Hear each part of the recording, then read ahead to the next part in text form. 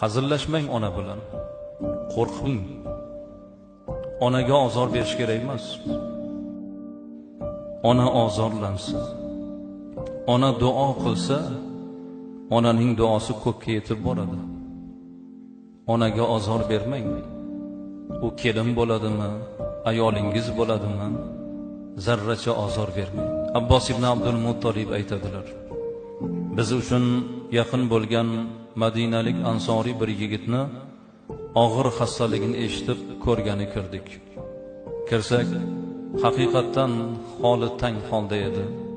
Bir vaqt g'arg'ara kelib jon taslim qildi, vafot etdi. Biz uni yuziga parda tortib qo'ydik. Bizni g'ala-g'ovurimizni eshitib tashqaridagi onasi kirib keldi. Farzandini yoniga o'tirdi, bolasini yuzini ochdi, u yog'ini ushladi, bu yog'ini ushladi, bolasini o'lganligini ishonchini hosil qilib, qo'lini ochib duo qildi. Parvardigor, ko'kda sendan boshqa, yerda yolg'iz shu bolamdan boshqa men keksa bandangni hech kimi yo'q. Bolamni jonini qaytar. Keksa bandangni duosini qabul et. Parvardigor deb zorlanib ona yig'lay boshladi. Biz hayron qoldik.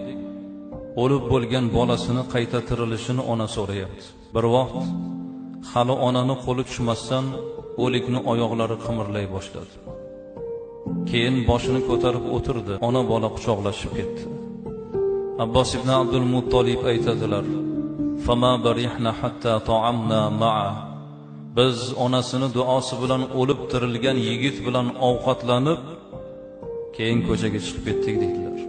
Bir rivoyat emas, ashobning hayotida bir onaning qilgan duosining ijobat bo'lganligini bir lavhasi bu.